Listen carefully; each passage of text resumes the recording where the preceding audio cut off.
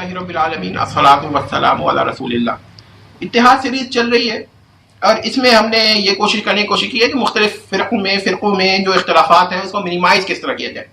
ہم لوگ یہ تو کہتے ہیں کہ بھئی فرقے متحد ہو جائیں، اسلام کو میں فرقوں کی گنجائش نہیں ہے، اس طرح کی بہت باتیں کرتے ہیں، لیکن سوال یہ ہے کہ کوئی اس کا اصول ہوتے ہیں، قواعد ہوتے ہیں، اس پر جب تک کام نہیں ہوگا تو اس طرح اتحاد نہیں ہوتا۔ اور اتحاد کا یہ ہے کہ آپ اپنے فرقے پہ رہتے ہوئے دوسرے فرقے کے لیے گنجائش پیدا کریں۔ تو آج میں امتحان کے اور امتناع کس پر تھوڑی سی بات کروں گا۔ یہ ایک پرانا مسئلہ ہے کہ باری تعالیٰ کس پر قادر ہے کہ نہیں ہے۔ جو لوگ اسے محال بالذات کہتے ہیں کس کو، تو وہ کہتے ہیں کہ اللہ تعالیٰ کس پر قادر نہیں ہے، اور سلسلہ خرابادی اس میں ان کا موقف یہی ہے، اور شاہ اسماعیل شہید اور اہل سنت دیوبند کا یہ موقف ہے کہ اللہ کس پر قادر ہے، وہ اسے ممکن بالذات کہتے ہیں۔ میں محال بالذات کے لیے محال عقلی اور ممکن بالذات کے لیے ممکن عقلی کی اصطلاح استعمال کروں گا۔ یہ نرم اصطلاح ہیں، وہ سخت اصطلاح ہیں، تو تھوڑا نرمی کے ساتھ بات کرنے۔ دیکھیں جی، میرا یہ موقف ہے کہ اتحاد کے لیے اب جو لوگ کس کو محال بالذات یا محال عقلی کہتے ہیں، وہ ایک دم دوسرے فریق کا موقف نہیں سننا چاہتے ہیں، اور اگر دوسرا فریق جو ہے وہ جو ممکن بالذات کہتا ہے وہ اس کو ریجیکٹ کر دیتا ہے۔ تو فتاوا ایک دوسرے کے خلاف دینے سے بہت بہتر ہے کہ کچھ غور و فکر کر کے کوئی گنجائش نکالی جائے دونوں کے لیے۔ تو میرا اپنی تجویز ہے، اور یہ ہر فرقے میں کچھ لوگ نرم ہوتے ہیں دوسرے فرقے کے لیے اور معتدل مزاج ہوتے ہیں، تو ان سے میری گزارش ہے کہ وہ میری تجویز کو غور کریں، کہ اس پر جب وہ غور کریں گے تو ہو سکتا ہے کہ کوئی راہ نکلے، اور راہ نکلے گی تو پھر اتحاد کی گنجائش بنے گی۔ میں ہمیشہ کہتا ہوں کہ اتحاد لاجیکل بنیادوں پہ ہونا چاہیے، جذباتی بنیاد پہ جو اتحاد ہوتا ہے وہ جذبات کے ساتھ ختم ہو جاتا ہے۔ لاجک جو ہے وہ غیر جذباتی چیز ہے اور وہ دائمی ہے۔ اسی طرح جو کرٹیسزم ہے یہ مکتفی بالذات یعنی سیلف سفیشینٹ علم ہے، یہ مواد کا محتاج نہیں ہوتا جس پہ کرٹیسائز کیا جائے۔ تو یاد رکھیے گا کہ کچھ چیزیں دائمی ہوتی ہیں، لاجک بھی ایسی چیز ہے۔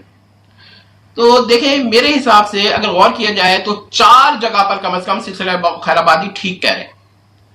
کون سی بات یہ کہ کس فی ذات الباری یہ محال بالذات ہے یا ممتنع بالذات، یہ بالکل ٹھیک ہے۔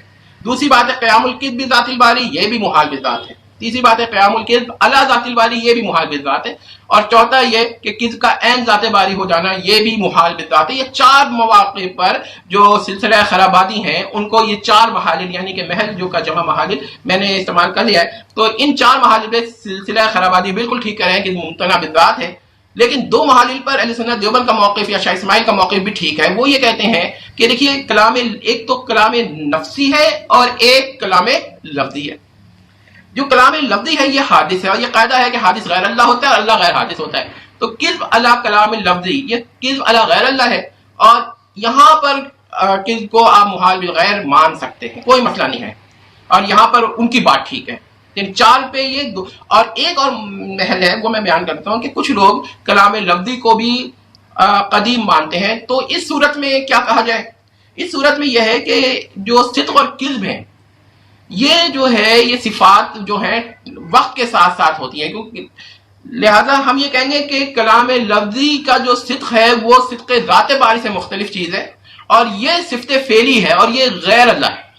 تو یہاں پر ہم ایک توجیہ کر سکتے ہیں، اور اس کی ایک مثال ہمارے علماء میں رہ چکی ہے کہ کسی نے کہا کہ خبر قدیم جو ہے ماضی کی، اگر اس کو مان لیا جائے کہ خبر ماضی قدیم ہے تو کذب لازم آئے گا، کیونکہ ازل سے پہلے ایٹرنیٹی سے پہلے تو کچھ بھی نہیں ہے۔ تو انہوں نے کہا کہ یہ تو صدق کا مسئلہ ہے، یہ زمانے سے تعلق کے بعد ہوتا ہے، زمانے وہ تو کلام لفظی لازمہ ہے۔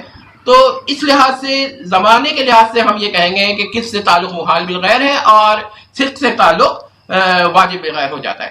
یعنی یہ بات اگر آپ کی سمجھ میں آ گئی ہے تو پھر میں کنکلوژن دے دیتا ہوں کہ اس بارے میں تمام فرق ایک دوسرے کی تکفیر نہ کریں بلکہ اتحاد کر کے رہیں۔ اور یہ میرا جو اس بارے میں نیوٹرل ایک تجزیہ ہے کہ 4 جگہ پر یہ ٹھیک کریں سلسلہ خیرآبادی، اور 2 جگہ پر اہل سنت دیوبند ٹھیک کریں۔